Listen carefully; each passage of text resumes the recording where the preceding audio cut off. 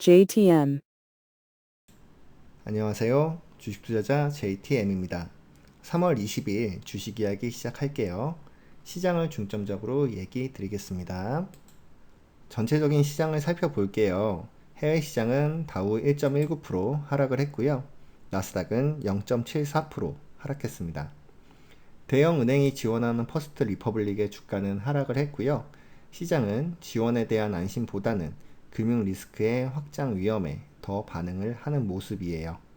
실리콘밸리 은행의 모기업인 SVB 파이낸셜이 파산 신청을 했고요.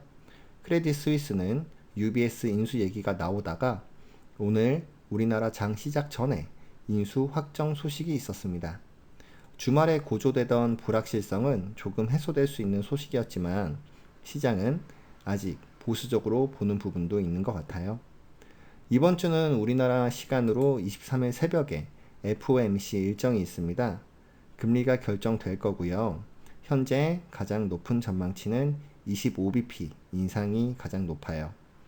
금융 리스크와 지표를 종합해서 시장에 반영이 되고 있기 때문에 예상치인 25bp 인상이 나와주는 것이 가장 불확실성을 줄이는 결과가 될 것 같고요.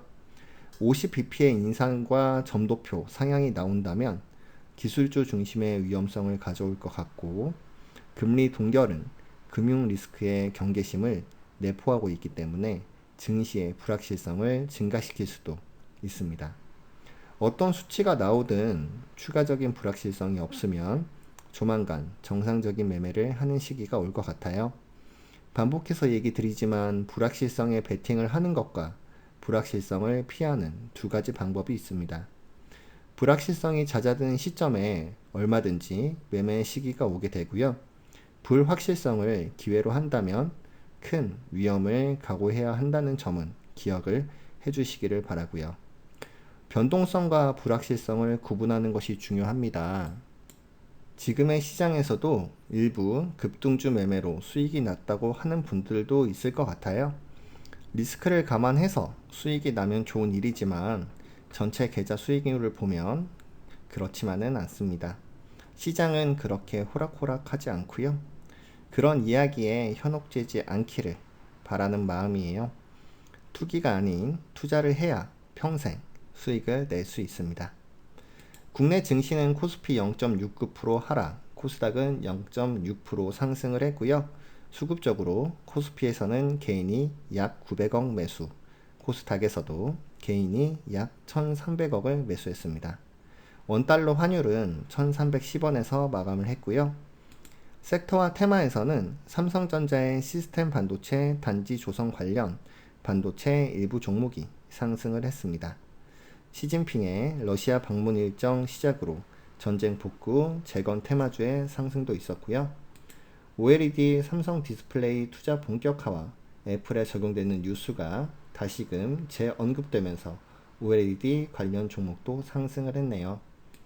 우크라이나의 전력 인프라 대체로 중소형 원자로 구축 속식으로 원자력 테마주의 상승도 있었습니다. 오늘의 시장 수급 자세히 살펴볼게요. 수급을 자세히 보는 이유는 국내 증시에 수급의 영향이 크기 때문이고요. 특히 요즘 같은 시장에서는 해외 시장에 따른 외국인의 영향이 더욱 커지는 시점이기 때문에 하나하나 꼼꼼하고 상세하게 보아야 합니다.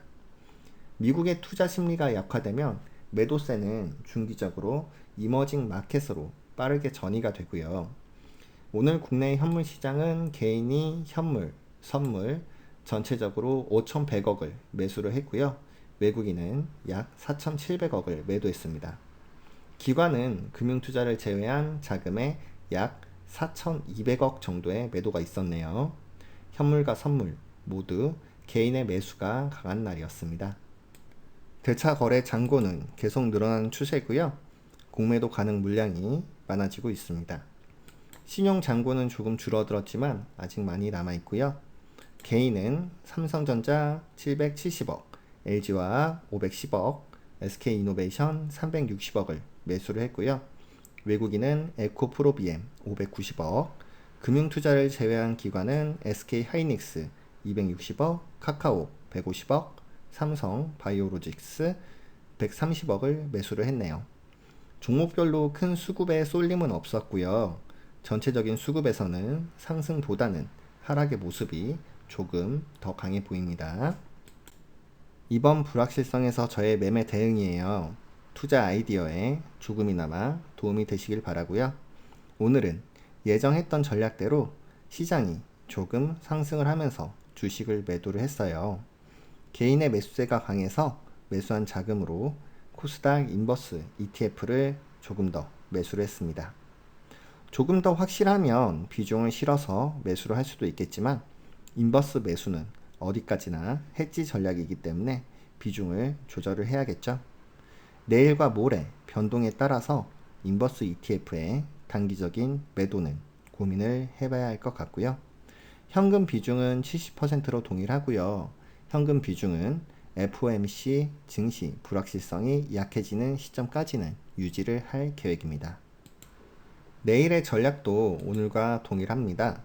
시장이 상승을 하면 주식을 매도해서 현금 비중을 조금 늘릴 생각이고요.